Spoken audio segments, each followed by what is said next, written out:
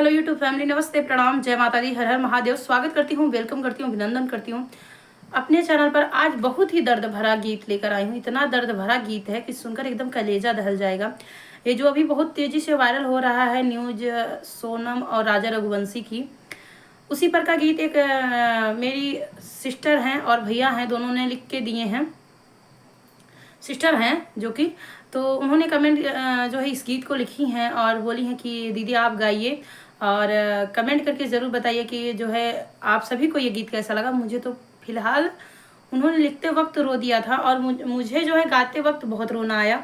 आप सभी बताना ज़रूर कि सुनकर आप सभी को गीत ये कितना रोना आया, क्योंकि राजा रघुवंशी और सोनम के जो इसमें न्यूज़ जो है वायरल हो रहे हैं, इस पर बहुत से लोग बहुत ज़्यादा फोकस कर रहे हैं और इस न्यूज के पीछे पता नहीं कितना बेटियां जो है जलाई जा रही हैं, मारी जा रही हैं अभी भी ससुराल में।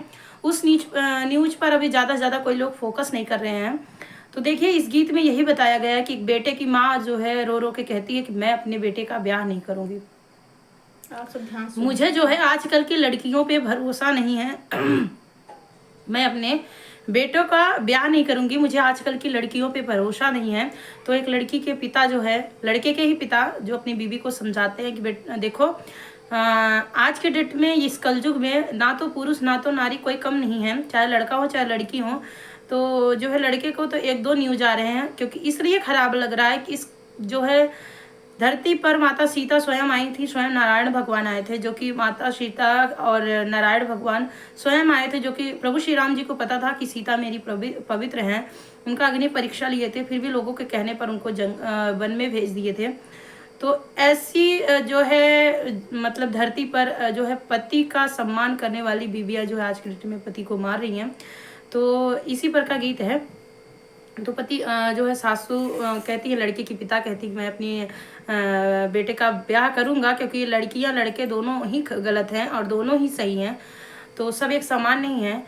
तो देखो कैसे क्या होता है जब पिता जो है लड़के की माँ जो है अपने बेटे का ब्याह नहीं करना चाहती है और क्या कहती है, फिर पिता कैसे कह के ब्याह, हाँ, कैसे कह के ब्याह करवाते हैं। और जैसे ही बहू आती हैं घर पे, लड़के की माँ कैसे रो रो के कहती हैं और उनसे हाथ जोड़ कर लड़की क्या रो रो के कहती है कि माँ मैं तो नहीं हूँ ऐसा, मैं तो अपने पति को परमेश्वर मानने वाली हूँ।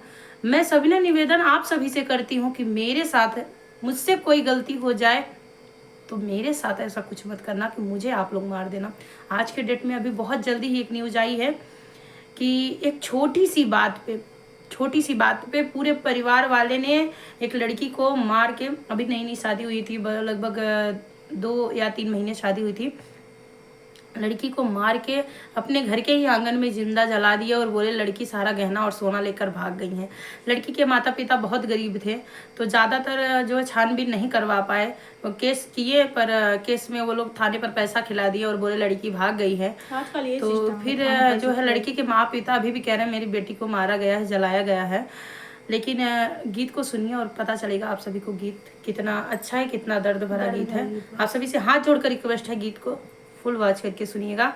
और लास्ट में मैं इस गीत की लेखिका का नाम जरूर बताऊंगी और कमेंट करके जरूर बताना कि गीत आप सभी को कैसा लगा। सुन, बहुत दर्दनाक गीत, आप ध्यान सुनो। हाँ, सच में। रोई रोई बोलेली बेटा के माई, अरे नाही करबई बेटा के ब्याह ललनवा, अरे नाही करबई बेटा के ब्याह ललनवा। रोई रोई बोलेली बेटा के माई, अरे नाही करबई बेटा के ब्याह ललनवा, अरे नाही करबई बेटा के ब्याह ललनवा। बेटा के ब्याह कई के लईबई पतोहिया, अरे हम जनबई लक्ष्मी हमारा रे ललनवा, अरे हम जनबई लक्ष्मी हमारा रे ललनवा। बेटा के ब्याह कई के लईबई पतोहिया, अरे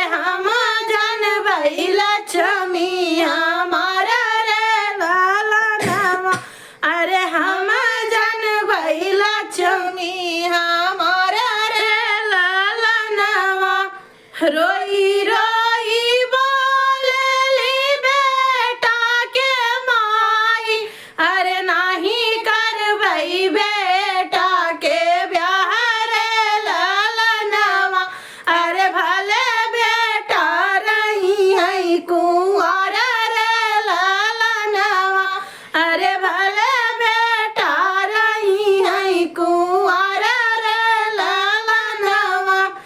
जेही दीना घरवा में लऊबई पतोहिया, अरे बेटा के बनी जइहई काल रे ललनवा, अरे बेटा के बनी जइहई काल रे ललनवा। जेही दीना घरवा में लऊबई पतोहिया, अरे बेटा के बनी जइहई काल रे ललनवा, अरे बेटा के बनी जइहई काल रे ललनवा। एही काल जुगवा के गजबई बारितिया, अरे मैं हरि उजाड़ैया अपन मांगर ललनवा, अरे मैं हरि उजाड़ैया अपन मांगर ललनवा, अरे खुदाई उजाड़ैया अपन सुहागर ललनवा, अरे खुदाई उजाड़ैया अपन सुहागर ललनवा।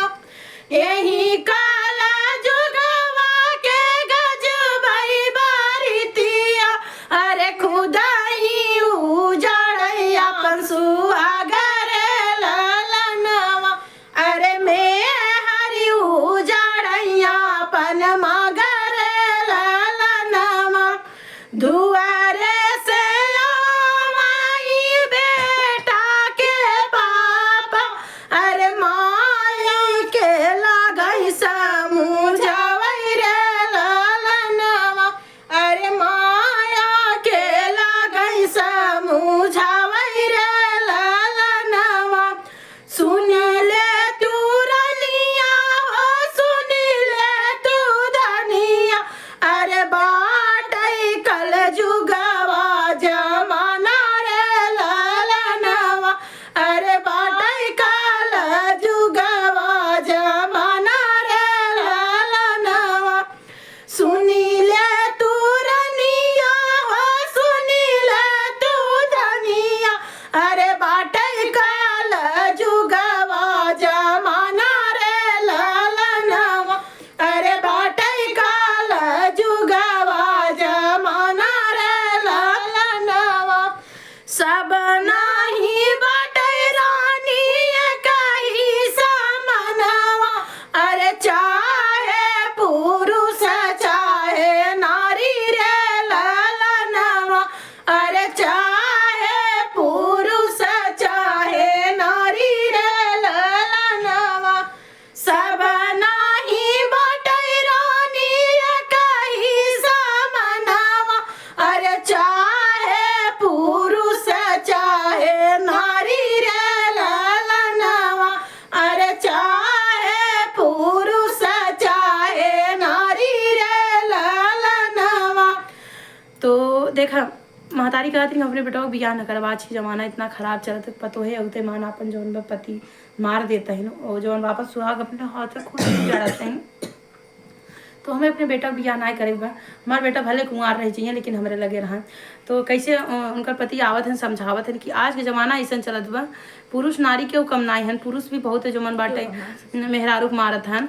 तो देखा कैसे समझाए का कहत हन उनकर पिता, कहत हन कि अड़पी तड़पी रोवई बेटी के माई, अरे जे करी बेटी गई जलाई रे ललनवा, अरे जे कर बेटी गई जलाई रे ललनवा। अड़पी तड़पी रोवई बेटी के माई, अरे जे कर बेटी गई जला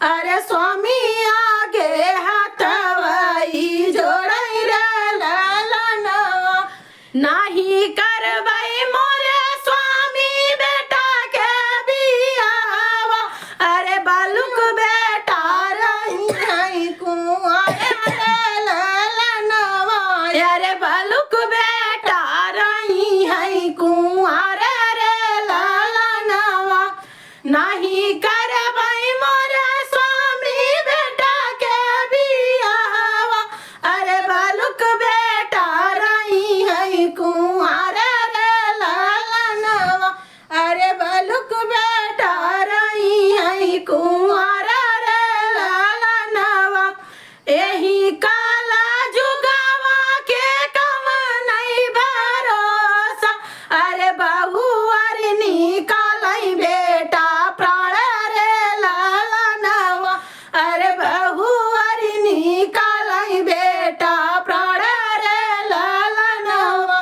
कुछ बदतमीज औरतों की वजह से, लड़कियों की वजह से आज पूरा औरत जाति बदनाम हो गई है। आज पूरी औरत जात बदनाम हो गई हैं कि औरतें सभी ऐसा करने लगी हैं। मन से एकदम पता अच्छा लग रहा है कि मैं हारू कहीं अभी भी बहुत सारे केस जो आ रहे हैं कि पति जला दे रहे हैं, माँ जला दे रही, सास जला दे रहे हैं और दहेज खातिर जला देता, मार देता, नदी में ढकेल देता है, छोड़ ही देता है, दूसर रख लेता है। बहुत दिक्कत आवत, बहुत ऐसा हुआ होता। लेकिन ये सब न्यूज जो बनाए वायरल होता पर ये वायरल ज्यादा होता। तो ऐसा ना करें। सभी बहनें से हाथ जोड़ के विनम्र निवेदन है कि आप लोग सीता बन के रहिए, सीता बन के रहिए, शकुंतला मत बनिए। तो देखिए क्या कहते हैं, क्योंकि हर गलत चीज का परिणाम गलत ही होता है। सो प्लीज आप सबसे रिक्वेस्ट है, बेचारे ससुर से कितना तकलीफ है लेकिन तब वो रोज सह लेते हैं। आजकल के बस हाथ ना है तब समझ लो सब कह लेते हैं। और ज्यादातर जो है जिनको बहुत ज्यादा आज़ादी मिलती है, सुख ही मिलता है परिवार से, वही ज्यादातर ऐसा करने लगी हैं आज के डेट में। बाकी ऐसा नहीं है। लेकिन देखिए फिर क्या कह रहे हैं, माँ उनकी रो रो के कैसे कह रही हैं कि यही काला जुगावा के कौन भरोसा अरे बहू अरे निकालई बेटा प्राण रे लालनवा अरे बहू अरे निकालई बेटा प्राण रे लालनवा। रोज रोज देखी स्वामी हम समाचारवा अरे भोरवई पड़ी था रोज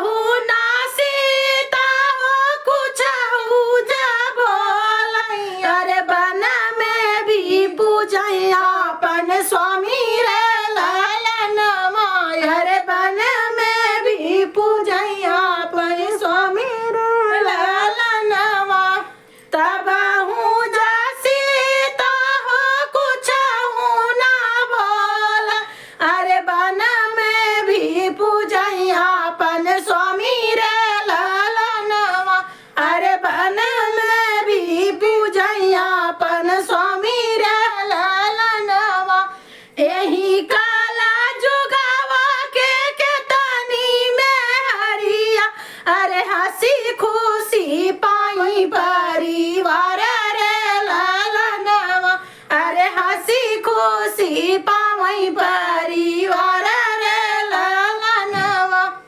यही काल जुगावा के तनी में हरिया, अरे हंसी खुशी पाई परिवार रे लालनवा, अरे हंसी खुशी पाई परिवार रे लालनवा। थोड़ा कहू नहीं आजा पाई मोरे स्वामी, अरे पति के वो देथिनी मारे रे लालनवा, अरे पति के वो देथिनी मारी रे लालनवा। थोड़ा कहू नहीं आजा पाई मोरे स्वामी, अरे पति के वो देथिनी मारे रे लालनवा, अरे पति के वो देथिनी मारी रे लालनवा। लड़की के महतारी कहता है कि ई जमाना जवन बाटे यही धरती पे सीता और स्वयं भगवान नारायण जी उतरा रहन, लेकिन सबको जान रहे हमारी सीता पवित्र हैं, हमारी सीता सही हैं, फिर भी जवन बाटे उनका बन पठाए दे रहन। और बेगुनाह होते भी सीता जी वन में जाए के जवन स्वयं नारायण भगवान की पूजा करते रहे पति परमेश्वर के। आजकल के औरतें जवन बाटे अपने हाथ से ही अपन सुहाग उजाड़त हैं, जो कि सुहाग के रक्षा करे खातिर करवा चौथ और बट सावित्री पूजा बहुत बड़ा बड़ा व्रत कठिन कठिन व्रत रखथिन, लेकिन उन्हीं में कुछ औरतें ऐसा हैं जो अपने हाथे मार देती अपने पति के। तो अपने कर्म के फल जरूर मिले उनका, लेकिन तब देखा कैसे मातारी रो कहा तब फिर एक बाद लड़किया के बाप कैसे उनका समझावतन काव कहतन कि ई खाली बेटवा के साथ ना गुजरती बिटिया के साथ रोज रोज होता। तो देखा कैसे काव कहतन बेटा के बाप एतनी बचन सुने बेटा के पापा, अरे रनिया के लागई समझावई रे लालनवा, अरे रनिया के लागई समझावई रे लालनवा। एतनी बचन सुने बेटा के पापा, अरे रनिया के लागई समझावई रे लालनवा, अरे रनिया के लागई समझावई रे लालनवा। हमहू जा देखी रानी रोज समाचारवा, अरे भोरा वही पड़ी रोजा पेपर रे लालनवा, अरे भोरा वही पड़ी रोजा पेपर रे लालनवा। हमहू जा देखी रानी रोज समाचारवा, अरे भोरा वही पड़ी रोजा पेपर रे लालनवा, अरे भोरा वही पड़ी रोजा पेपर रे लालनवा। छोटी छोटी बतिया पे बेटा को बहुवरी अरे मरला, छोटी छोटी बतिया पे बेटा जा बहुवरी अरे मारे उतारई मौत घाट रे लालनवा, अरे मारी के उतारई मौत घाट रे लालनवा। यही काल जुगावा के जिनी देखा रानी, अरे विधि नाली के निजाना लेखा रे लालनवा, अरे विधान लिखे निजाना लेखा रे लालनवा।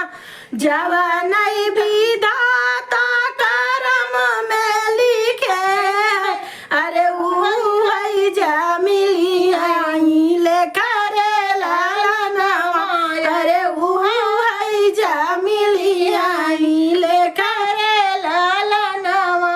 रानी और राजा जा खुश दूनों भइले, अरे बेटा के चले बियाह रे लालनवा, अरे बेटा के चले बियाह रे लालनवा।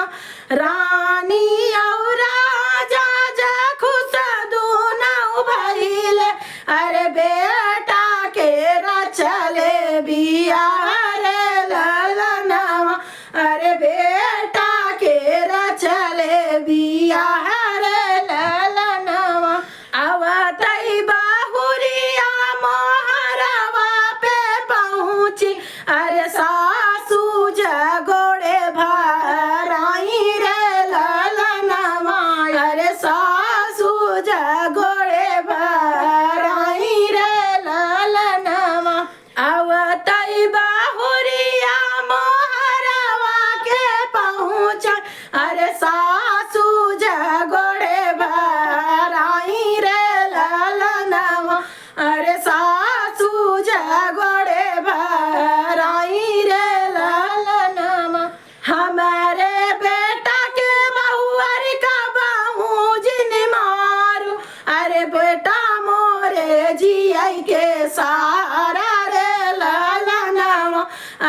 बेटा मोरा जियै के सहारा रे लालनवा, हमारे बेटा के बहुअर का बाहू जिन मारू, अरे बेटा मोरा जियै के सहारा रे लालनवा, अरे बेटा मोरा जियै के सहारा रे लालनवा। रोई रोई बोलेली सुंदर बहुरिया, अरे सुना सासू अरज हमारा रे लालनवा, अरे सुना सासू बिनती हमारा रे लालनवा। तोहरा ई बेटा स्वामी, तोहरा ई बेटा के सासू कुछ ना बोला भाई, अरे ओ नहीं है स्वामी हमारा रे लालनवा, अरे ओ नहीं है स्वामी हमारा रे लालनवा। कवनौ का सुर सासू हमसे जाओ, अरे माफ की हूँ मिली परिवार रे लालनवा, अरे माफ की हूँ मिली परिवार रे लालनवा। कवनौ का सुर सासू हमसे जाओ, अरे माफ की हूँ मिली परिवार रे लालनवा, अरे माफ की हूँ मिलती हमारा रे लालनवा, अरे हम का उतारू जीनी, अरे हम का तू दीहू जीनी मारी रे लालनवा, अरे हम का तू दीहू जीनी मारी रे लालनवा। रोई रोई बोलेली सुंदर बहुरिया, अरे सुना सासू अरज हमारा रे लालनवा, अरे सुना सासू अरज हमारा रे लालनवा। तो देखिए बहू भी रो रो के कहती है कि हम उसको कौन गलती हो जाए, हम तो तोरे बेटा को कुछ न करब, कहे को हमारे पति है हमारे सुहागन, लेकिन हम उसका कुछ गलती हो जाए, पूरा परिवार हमें माफ किया, पूरा परिवार हमें माफ किया, हमें जिन मार दे जाए, हमें जिन मार दे जाए। काहे कि हम हो न्यूज देखा थे बहुत बिटिया जला उठा, बहुत बिटिया मार उठा, घरे में गाड़ उठा, अंगना में गाड़ उठा, फूक उठा, नदी में ठेल उठा। तो आप सभी से हाथ जोड़ के रिक्वेस्ट बाटे, ये गीत के बहुत ज़्यादा शेयर करें, बहुत ज़्यादा शेयर करें। और यह गीत के हमारी छोटी सिस्टर जवन बाटे लिखे हैं, हमारी छोटी सिस्टर और भाभी दोनों जनी मिल के लिखे हैं। और आप सभी से बिना रिक्वेस्ट बा हाँ कमेंट करके जरूर बताई हैं। तो यही नाते हम कहे कि हम लेखक के नाम लास्ट में बताओ कि जवन बाटे के लिखे बाटे। तो जवन भी लेखक ना लेखिका है ना हमारी बहन लिखे हैं। और वो कहीं दीदी आज के डेट में बहुत ज़्यादा होता है, लेकिन बिटिया वाले पे बेटवा वाले पे सब फोकस करत, बिटिया वाले क्यों ना फोकस करता है। तो हाथ जोड़कर बिना रिक्वेस्ट पर आप लोग इस गीत को भी ज़्यादा शेयर कीजिए और कमेंट करके ज़रूर बताइए कि ये गीत आप सभी को कैसा लगा। जय माता दी, हर हर महादेव। बिना रिक्वेस्ट है गीत को शेयर कीजिए और फुल वॉच करके सुनिए और गाइए इसको और कमेंट करके ज़रूर बताइए गीत कैसा लगा। जय माता दी, हर हर महादेव।